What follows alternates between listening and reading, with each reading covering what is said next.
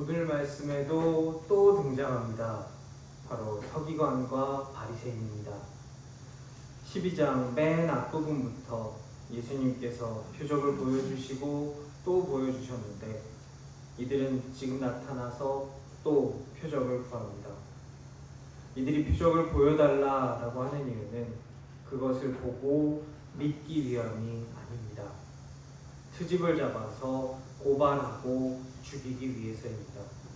이것이 악하고 음란한 세대의 특징입니다. 성경은 하나님으로부터 떠나서 하나님 없이 살아가는 이스라엘을 음란한 여인에 종종 비유했습니다.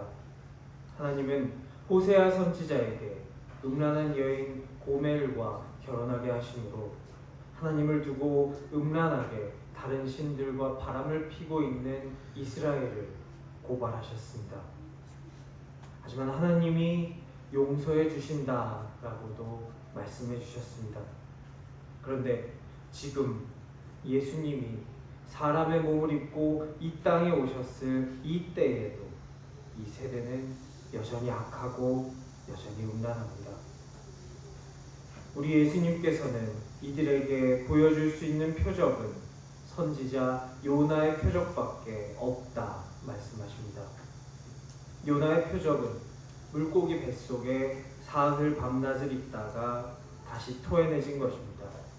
이것처럼 예수님이 십자가에 달려서 돌아가시고 사흘 밤낮을 무덤에 있다가 살아나시는 것, 그것만이 이 세대에 보여줄 수 있는 표적이다 말씀하십니다. 이렇게 말씀하시는 이유는 무엇입니까? 이 세대는 더 이상 답이 없다. 희망이 없다. 내가 죽고 다시 살아나서 이 세대를 구원해 주는 것밖에는 이들을 살려낼 다른 길이 없다라는 것입니다. 예수님은 요나의 표적이라고 말씀하셨습니다. 하지만 요나서를 살펴보면 요나는 스스로가 무언가를 행해서 보여준 적이 없습니다. 여기 바리새인들이 말하는 표적과 예수님이 보여주셨던 표적은 지금 눈앞에서 무언가를 해서 병든 자를 고치거나 죽은 자를 살게 하거나 일반적으로 이뤄낼 수 없는 일을 직접적으로 행해서 보여주는 것을 말합니다. 그런데 요나서를 살펴보면 요나는 그런 행동을 한 적이 없습니다.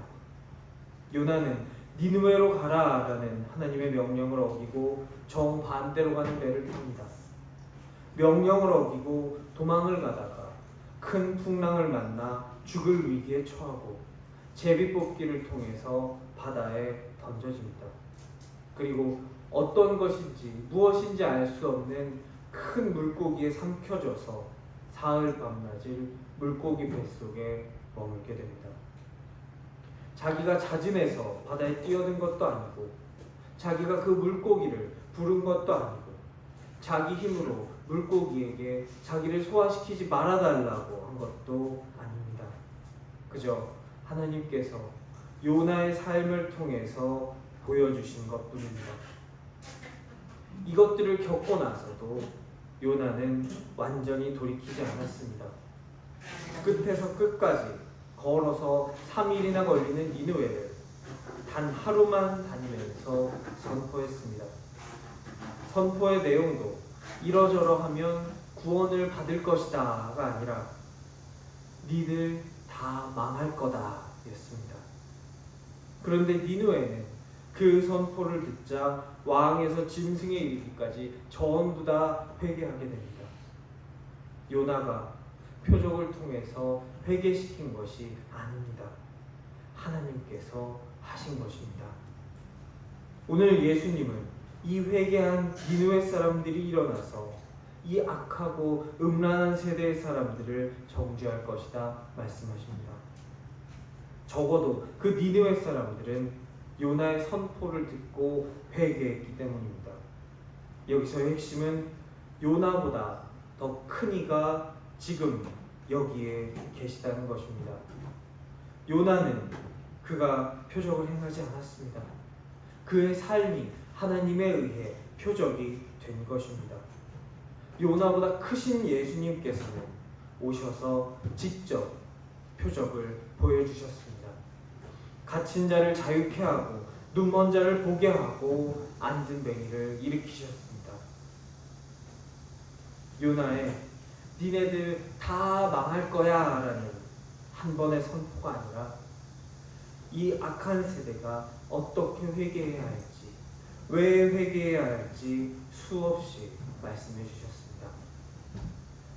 오늘 말씀 42절에 등장하는 남방 여왕은 열왕기상 10장에 등장하는 스바 여왕을 말합니다.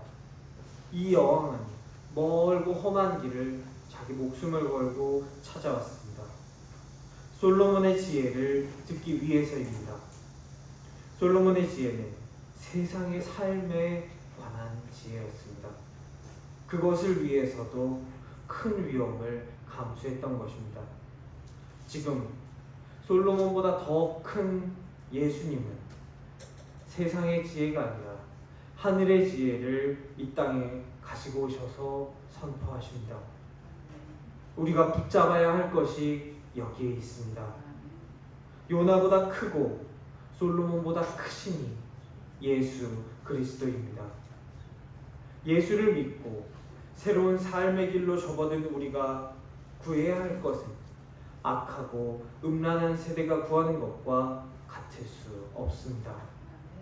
세상은 우리가 무슨 표적을 보여주면 그것 때문에 예수를 믿을 것처럼 말하지만 사실 그들의 행동과 그들의 마음속은 오늘 말씀에 등장한 바리새인과 서기관과 크게 다르지 않습니다. 구원받을 자격 없는 우리가 지금 구원을 받은 것이 표적입니다.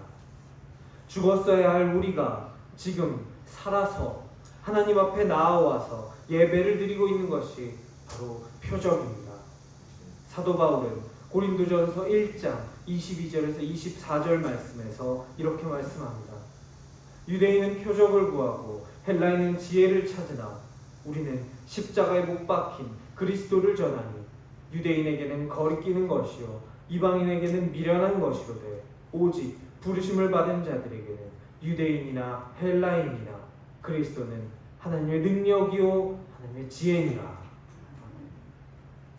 표적이 아니라 예수님을 붙드시기 바랍니다. 우리에게는 십자가에 달려 돌아가시고 사흘 만에 다시 부활하사 요나의 표적을 그 악한 세대와 지금 우리에게 보여주신 예수 그리스도만이 하나님의 능력이요 하나님의 지혜라는 것을 믿으며 사는 우리가 되기를 축원합니다. 43절부터는 더러운 귀신의 이야기가 등장합니다. 이 귀신은 그 사람에게서 나가서 다른 곳을 찾다가 결국 갈 곳이 없어서 전에 살던 그 사람에게 다시 돌아옵니다. 왔더니 전에 있던 곳이 수리되어 청소되고 더 좋아져 있습니다. 그래서 더 악한 귀신 친구를 7이나 더 데리고 들어와서 거기서 삽니다. 그 사람의 처지는 더 심한 꼴이 되고 맙니다. 인간이 평안을 찾는 방법 중에는 비우는 것이 있습니다. 명상이나 수도를 통해서 내 안에 있는 욕심과 욕망과 온갖 더러운 것을 비워냅니다. 그리고 마음의 평안을 찾습니다. 비우는 것은 중요합니다. 내 안에 있는 악한 것이 나를 괴롭게 하기 때문입니다. 그것들을 내 안에서 몰아냄으로써 평안을 찾을 수 있는 것입니다. 하지만 비우는 데에서 멈춰서는 안 됩니다. 비운 그 자리에 무엇을 채우느냐가 비우는 것 그 자체보다 더 중요하기 때문입니다. 우리가 우리의 안을 비우는 것은 참된 것을 그 안에 채우기 위해서이기 때문입니다.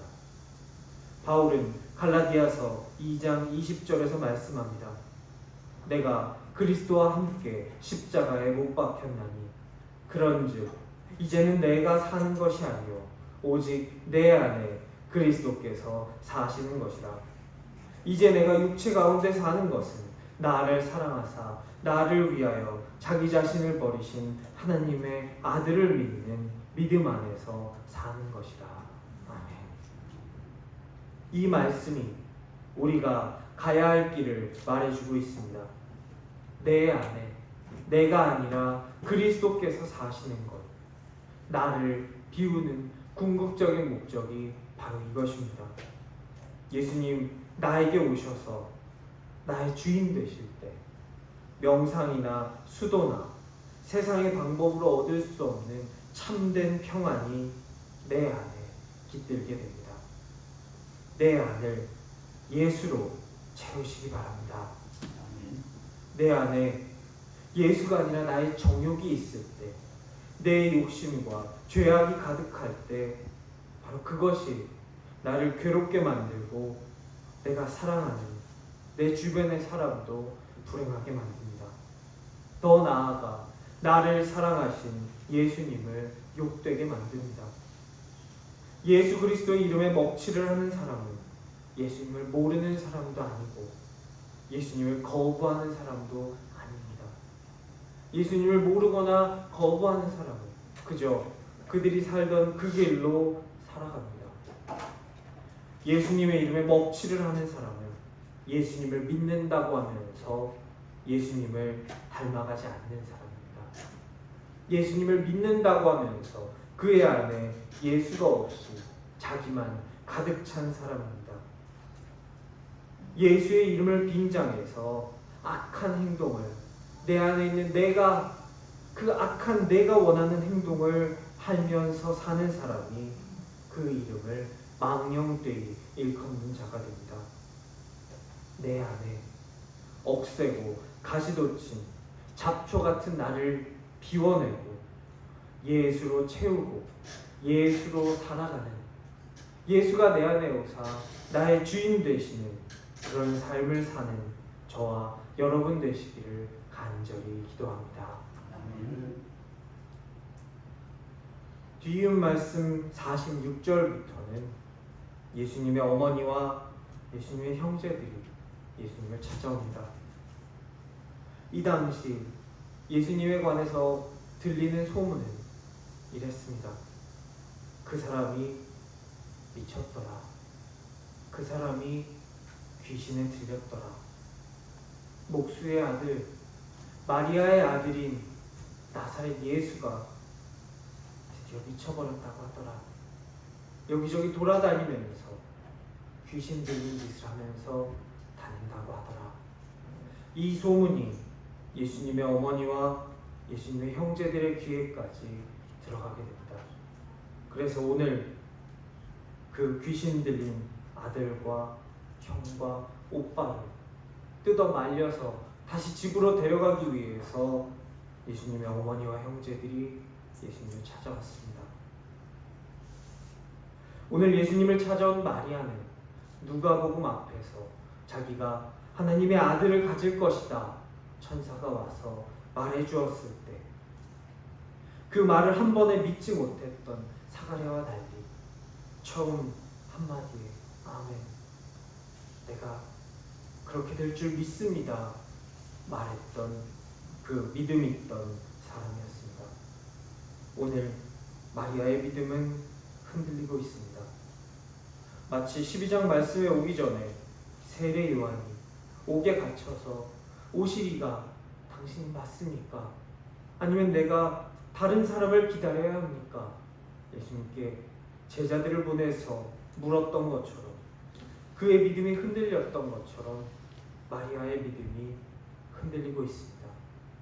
그래서 마리아와 동생들은 46절에서 들어오지 않고 밖에 서 있습니다. 예수님께서는 밖에 서 있는 어머니와 형제들 대신에 그와 함께 계시는 예수님 안에 있는 자들 보러 가족이다 말씀하십니다. 예수님께서 오늘 우리에게 우리가 있어야 할 것을 말씀해 주시는 것입니다. 세상의 문제는 다양하고 복잡합니다. 그러나 간단하게 결론을 내리면 하나입니다. 예수 안에 있는가, 예수 밖에 있는가입니다. 우리가 예수 안에 있을 때 예수의 가족이 됩니다. 예수가 우리 안에 있을 때 우리는 예수님의 뜻을 따라 살게 됩니다. 우리가 예수 안에 있지 못하고 밖에 있을 때 굳건했던 우리의 믿음은 흔들리고 이 사람이 세상주를 지고 가는 어린 양이다라고 선포했던 그 세례 요한의 믿음마저 당신이 그분이 맞습니까? 라고 흔들리게 됩니다. 예수님, 나와 함께 계셔 주십시오. 예수님, 내 편이 되어 주십시오. 이것이 아니라 끊임없이 예수님을 쫓아가는 삶을 사시게 되시기 바랍니다. 밖에 있으면서, 들어오지 않고 예수 밖에 있으면서 내가 예수님의 형제다, 내가 예수님의 가족이다 말해봤자 아무런 의미가 없습니다. 우리가 있어야 할 것은 예수님 옆이고 예수의 안입니다. 그곳에 있을 때에야 우리가 살 길이 생깁니다. 그 길을 가기 위해서 예수님 내 편이 되어주세요 고백하는 것이 아니라 예수님 내가 예수님의 편으로 살게 하여 주시옵소서 기도해야 합니다. 그래야 우리가 예수의 형제요 자매요 어머니 될 수 있기 때문입니다. 오늘 말씀은 이 시대를 살아가는 우리에게 말씀해주고 있습니다. 표적이 아니라 나를 사랑하사 나 때문에 십자가에 달려 돌아가시고 사흘 만에 부활하신 예수를 붙들어라. 우리가 붙들 것은 표적도 세상도 사람의 지혜도 내가 다 안다고 말하는 바리새인도 아니다. 오직 예수 그리스도뿐이다. 오늘 말씀은 우리에게 권면하고 있습니다. 오늘 말씀은 나를 비우고 내 안을 예수로 채우라 말씀하고 있습니다. 자기의 나만 말씀을 해석할 수 있다는 나의 착각, 내가 모든 힘과 권한을 가지고 있다는 바리새인의 그 가시돋친 잡초 같은 마음이 내 안에 있을 때 우리는 예수께로 나아갈 수 없습니다. 그렇게 살아갈 때 예수님께서 악한 세대라고 말씀하신 그 바리새인과 8 귀신이 들어와 더 심한 꼴이 된 이 사람처럼 될 수밖에 없습니다. 나의 안에 예수 그리스도로 채우는 삶 사시기 바랍니다. 내가 예수 안에 있는 삶, 다른 것이 아니라 다른 표적을 구하는 것이 아니라 오직 예수 그리스도만 붙드는 삶 살 수 있는 저와 여러분 되실 수 있기를 간절히 축원합니다. 아멘.